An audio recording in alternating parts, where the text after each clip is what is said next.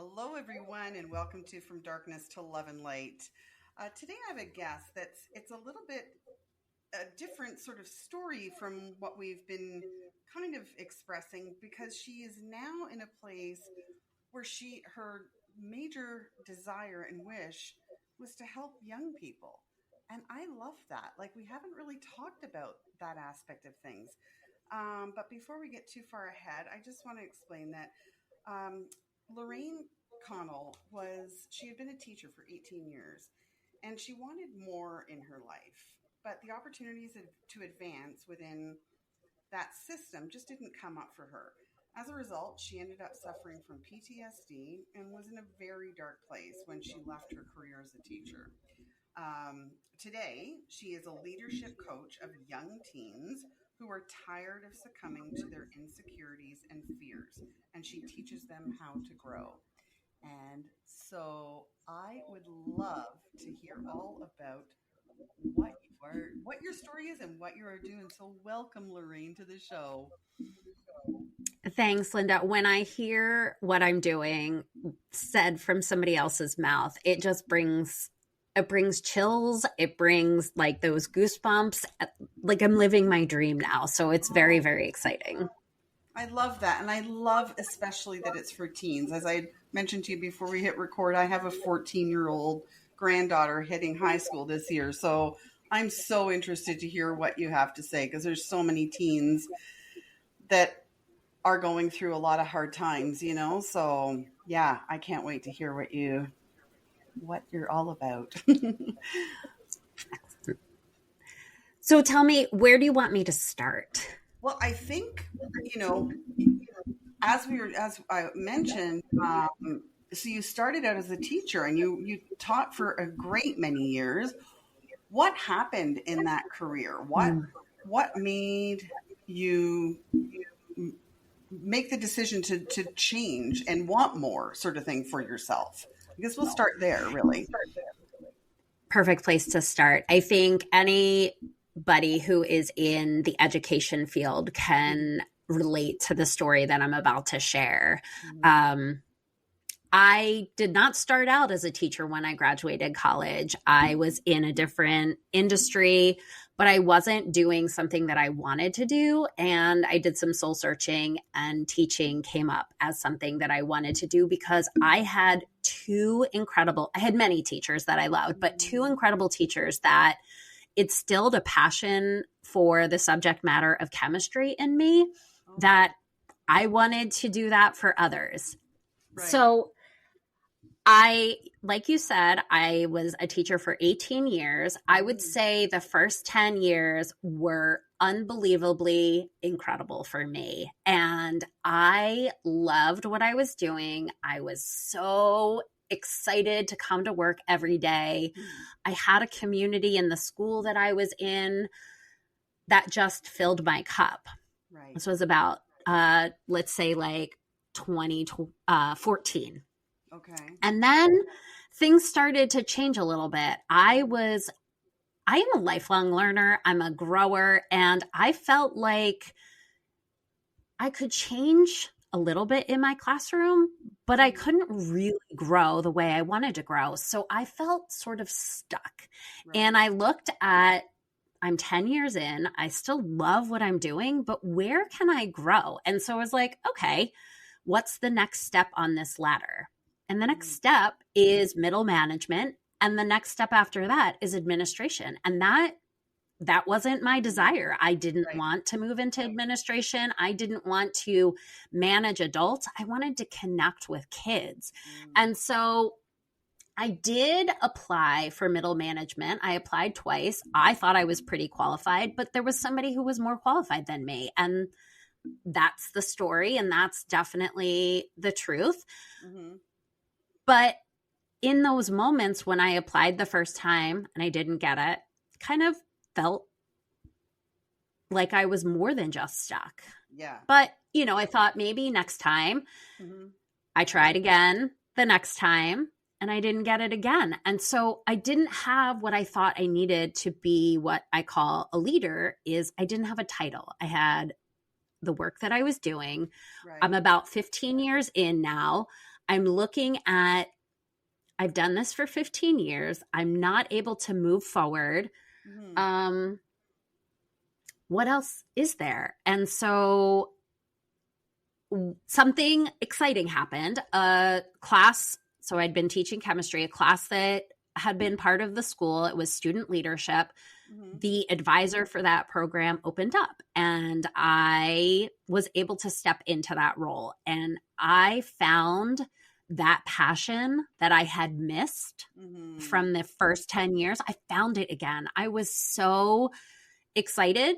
Right. I was learning. I was making tons of mistakes, and it was hard, but it felt like I had just uncovered something that made me happy. Oh, that was cool. And so I was like, okay, yeah, I could do this. I could do this. But then a couple of things happened being the advisor of that leadership, student leadership program. Number one, when we give kids a leadership title, we put them on a pedestal, and we expect that as a role model, they're not going to make mistakes. Well, they do. You have a 14-year-old granddaughter. You had children. You know, teenagers make mistakes. Oh, yeah.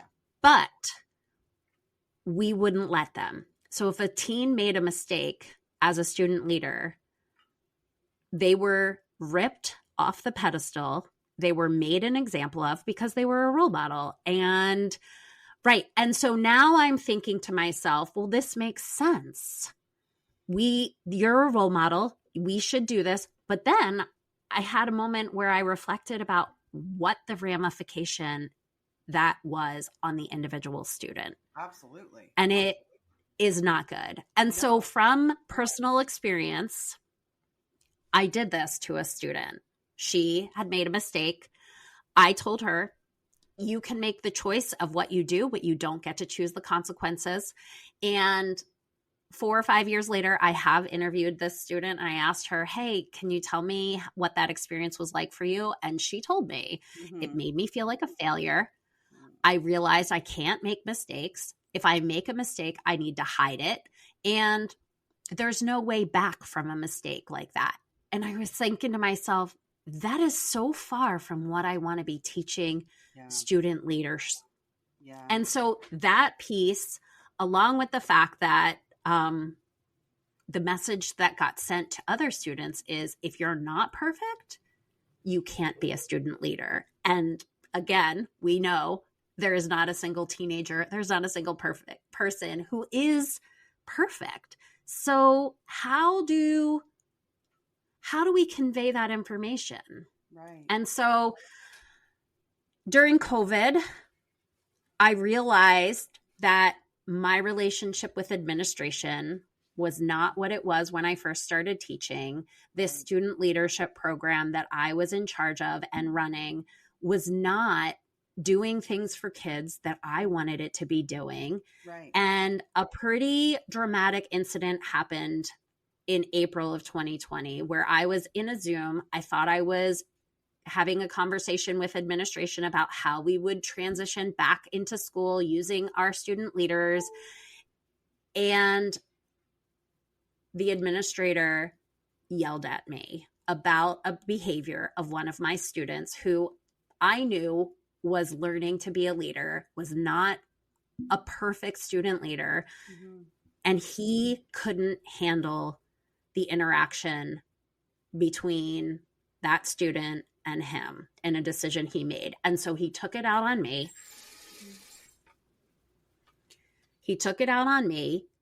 I felt I had no choice. I didn't know what to do. And at that moment, I felt so broken, so unseen, so unsupported. I remember spending the next month and a half miserable. What had I worked 15 years for as an educator to land me in a public display of discipline like that? I would never have done that to a student. No. And how could you be doing that to me? And so it was that moment that I wondered, what's next for me? I cannot do this. Right. And I remember thinking to myself, if I'm not a teacher, then I'm nothing.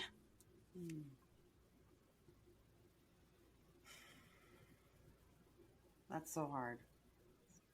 I mean, it's what a place to be in, after all those years, and for all the good that you wanted to do, and then just be berated and humiliated like that, like, oh, so not right. So not right. It was dark.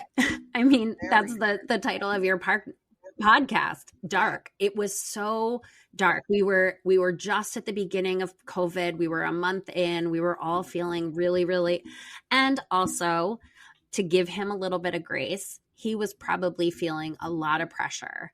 Right. And I think as parents, as teachers, when we feel that stress, when we feel that pressure, Mm-hmm. we exert it out on others Mm-hmm. who are more vulnerable. And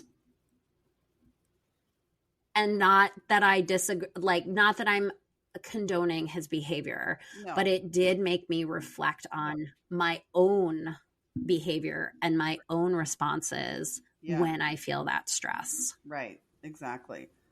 Yeah. It's so easy to lash out, but you really have to take that step back and just recognize the situation. And, like the old saying goes, think before you speak, Mm-hmm. Yeah. Mm-hmm. Yeah. So what happened, like, from that moment? A lot. I can tell by your face. A lot. Yes. Yeah. So it got darker. It gets darker before it gets lighter, I think. Yeah. That summer, I started to do a little bit of reflecting on my own. I thought about how I didn't truly really have a hobby. We had to come up with hobbies during COVID because we were so isolated. Yeah. And I remember thinking to myself, I can see myself in my backyard, the sun on my face, thinking to myself, I ask my students all the time to do hard things. Mm-hmm. What hard thing am I willing to do for myself to be that role model for kids? Right. And I said, I don't really see myself as a writer, Mm-hmm. but I have stories in my head from all of these experiences with students. Maybe I'll write a book. And so that's what I decided to do in that summer of 2020. And I didn't write a book, but I did start a blog. And I started to think about what might be next for me, because that August, that student leadership class was taken out of my schedule. And that was the moment that I knew I wasn't a teacher anymore. I couldn't do the work without the collaboration, without the support, without the community that I so wanted in my school. It had evaporated. And I don't think it happened so dramatically. It was little increments along the way, but that August was the lowest. I thought April was the lowest, but that August, when they took that class away from me, it confirmed the bias in my head that I had made, that I was a failure, that I was no good, that I was not worth it. And I started saying those things in my head. You're not good enough. You're bad. This is bad. You are bad. All of those negative thoughts. And then I worked with a coach because a friend of mine said, hey, you got to come up with something. And this coach asked me to write 200 things that if she and I met in 5 years, what would I tell her? And from that came this idea that I could do this on my own, and I could make and challenge and change that mindset for young teens. And so Peers Not Fears started in October of 2020. Wow. And I was still teaching at the time. I still under contract. Right. And I bought the name for my company. I started my website. I knew from that exercise of 200 things that I wanted to empower teenagers I love that. who were then going to empower their community and other teens that they could do hard things and they could be leaders. Right. And Peers Not Fears started in October 2020. Wow, that's so quick right after. Like, look at you go. You were like not sitting down just, what? Crying and saying, poor me. It's like, no, I got to do something. And it's that, I mean, what an incredible thing to do. Like, I don't know that there's anything else out there like that for teens. Like, that you're doing. Like, I mean, it's fantastic. So can you explain a little for bit me is for me it's I'm going to pause. Go ahead. No, you go. You're the guest. You go. For me, Peers Not Fears opens up the opportunity to all students at all levels of learning leadership. I think of basketball. Yeah. You don't have a team of all-star athletes. You have kids who are all over on that spectrum. Mm-hmm. And we provide them coaching. We provide them practice. We provide them opportunities to put things into practice. We give them feedback. Yeah. We don't do that for leadership. Right. So if we go back to that scenario where we're putting kids in titles, we're expecting that those kids are already good enough and smart enough and disciplined enough. And I will go so far as say we expect them to be perfect. There was an opportunity. I felt like I was their coach. I felt like I was giving them opportunities and practices. Mm-hmm. But if they made a mistake, it was like we pulled them out of the game and we cut them from the team. Yeah. And we don't do that. We don't do that in basketball. We don't do that anywhere. No. But we do it for leaders all the time. And so I think about that student and those lessons she shared with me. Mm-hmm. And I think about current leaders, even leaders at the top level. Yeah. They're afraid to say they've made a mistake. Right. Yeah. They're afraid to show that they are not perfect. Yeah. And that message gets out to every single person. Mm-hmm.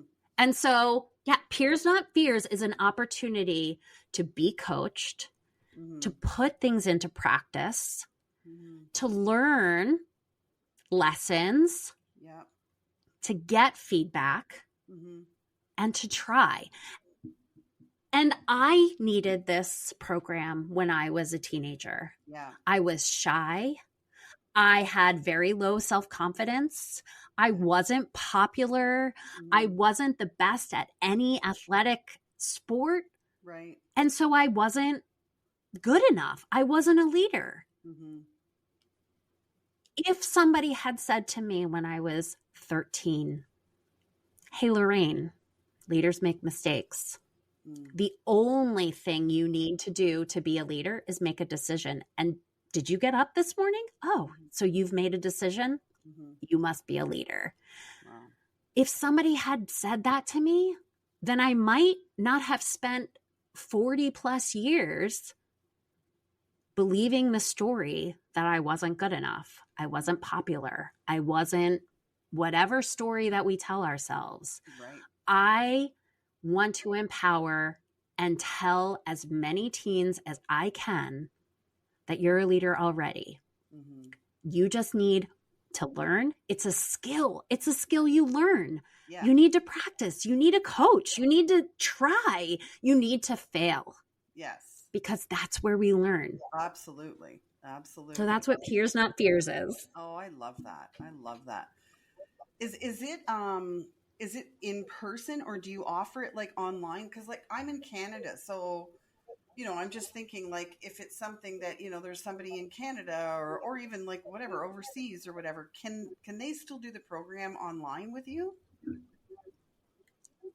Well, Absolutely. Because I started going to schools and I said to schools, I want to provide this opportunity for the students in your school. And they were like, well, we do leadership.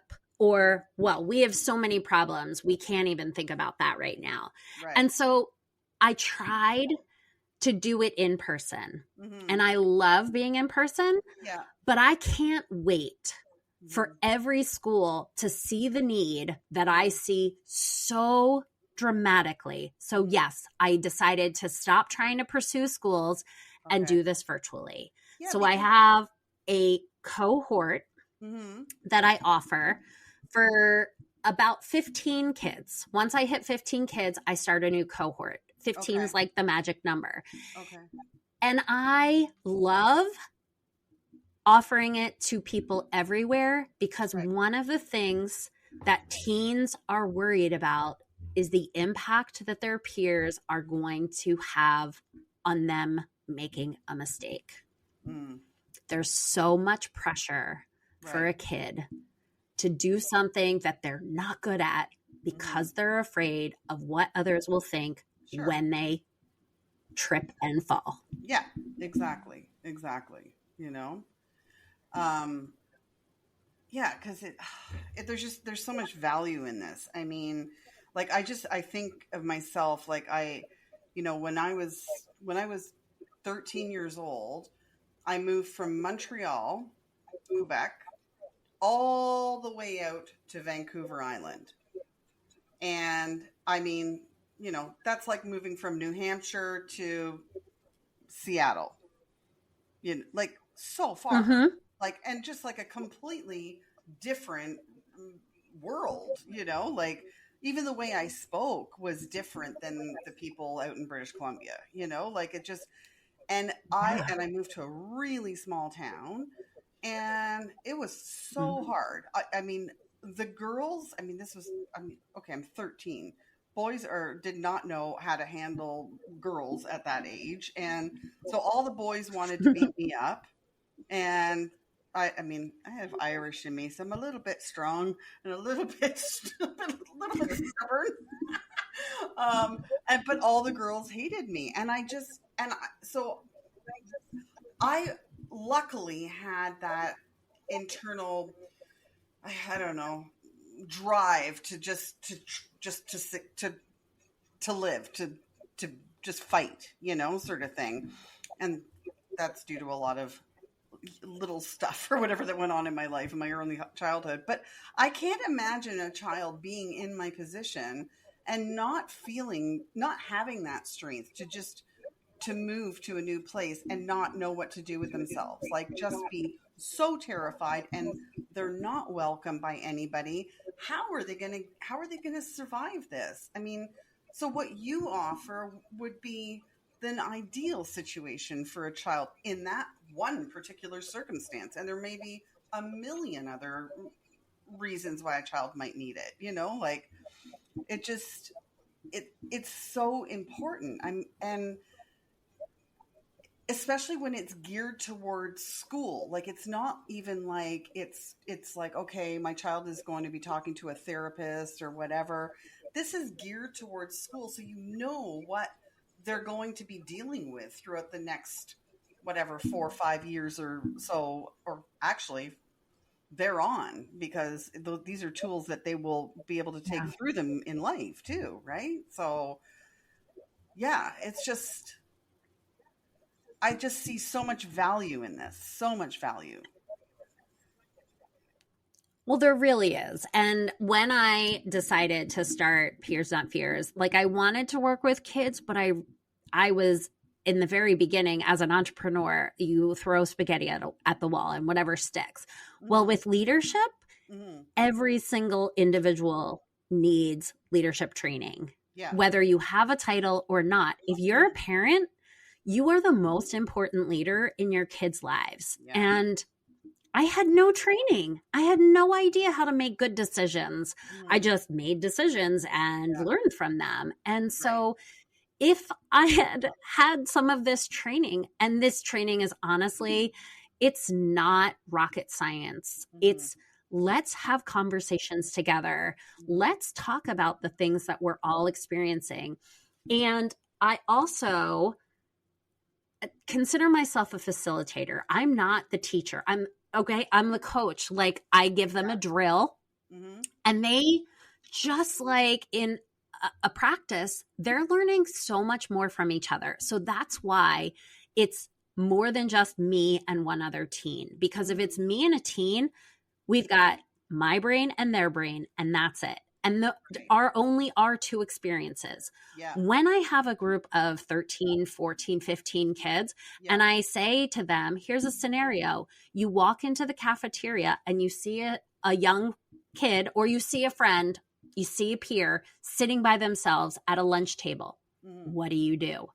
The people you're with have no desire to go talk to that person. They don't even notice. Well, then you have this opportunity. You have 15 kids who says, that was me. I was the new kid at the school. And you're like, I didn't think about that. Or somebody else says, hey, that was me. I saw a kid sitting by themselves and I literally had no idea what to do. So now we're getting all of these experiences. We're sharing together, and we're talking about, what would you do? You're not in the moment having to make the decision to do it. But the next time you go to the cafeteria, you're going to see things differently, because now you have the connection to this person who says, that was me. And the other person who was like, yeah, that was me. Right. And everything changes for you. Yeah. I love that.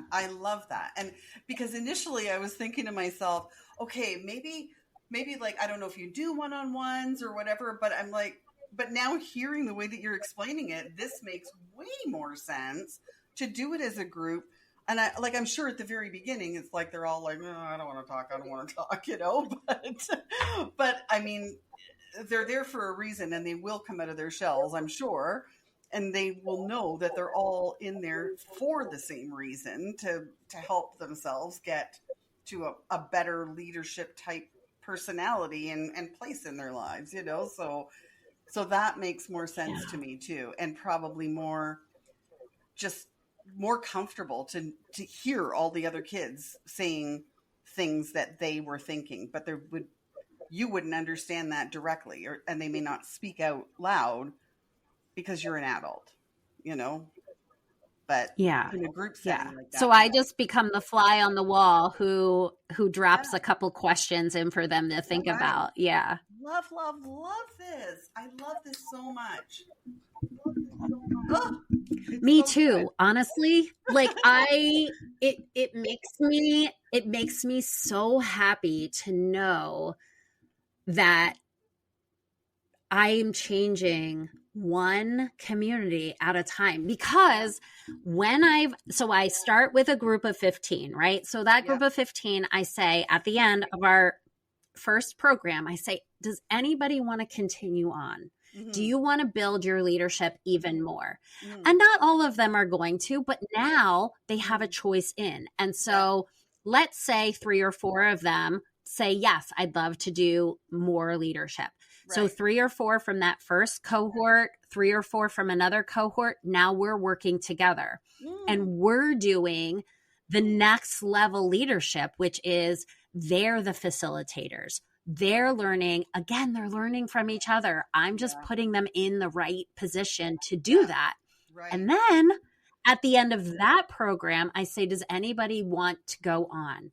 And at that point, they now have the tools to do what I did in level 1. And honestly, that part alone brings such power and passion and excitement from me, because now I have given them the power, I've given them the tools, and now they're changing their own communities. So it's not just me trying to get into every school. It's now I have 15 kids from 3 or 4 cohorts that are out there doing this work for more kids. Right. Exactly. That's so good. I mean, it's just so good. Oh, I love it. I wish it was there when my two boys were in school, but Agreed. Agreed. I wish it was there for me. I yeah, wish I had. And so yeah, when I'm talking to parents, I said, I created this program for me.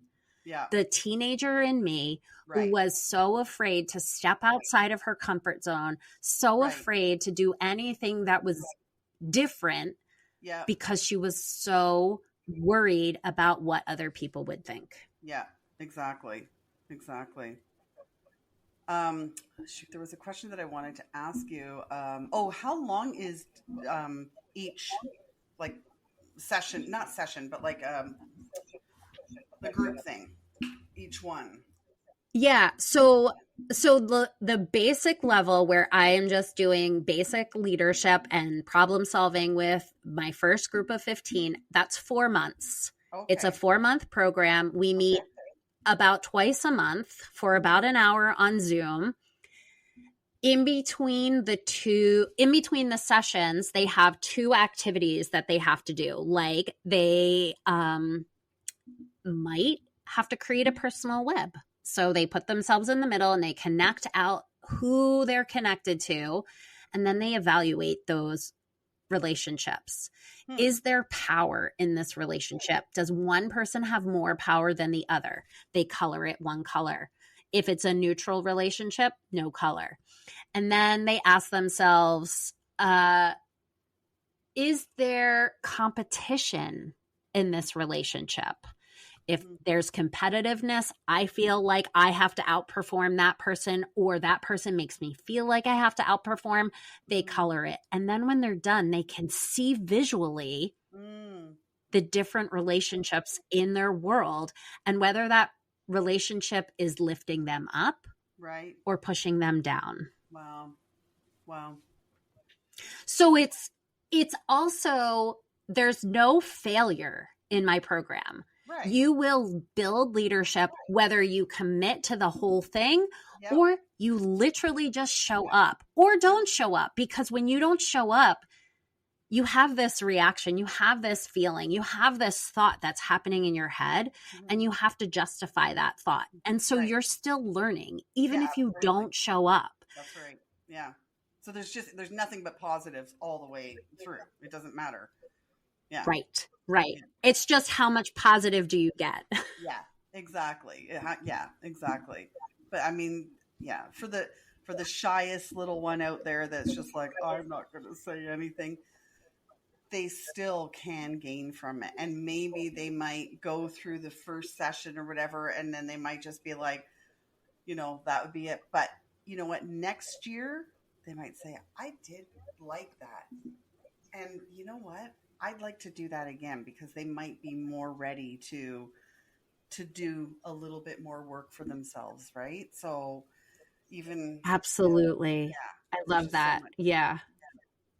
like it does, yeah, there's so much amazing possibilities. And oh, that's so good. Oh, I'm so glad we talked. So glad. It's Me too. And really, the title of your podcast, I felt spoke completely to me. yeah. From darkness into light, and like I just, that's my story, and it feels like it needs to be said and shared, because there are a lot of teachers right now who are feeling so dark. I have a couple of groups that I'm a part of on Facebook, and teachers are worried about going back to school. They don't have that passion anymore. And what are we doing to support our teachers? We have to. They are the life and blood of our future. I know. I don't understand it for the life of me. I don't understand it. It's like, it's the same here. It's just not as supported as it needs to be. And there's so much, like the teachers have to spend so much money out of their own pocket to provide resources for the children, like, like to do arts and crafts and stuff like that. Like, all that shouldn't be out of the teacher's pocket. Like, it's just silly. But I mean, there's more to it than that. Just there's so Well, much. and it's always been part of the norm of a teacher, right? You've always known that a teacher is not making a lot of money, but they Right. still want to like provide for their kids. Yeah. And it used to not hurt as much when we would buy things or do things outside of the school day. Right. But community was there, and community is not there Yeah. anymore. There's no community, there's no feeling like you're connected Mm. anymore. And Right.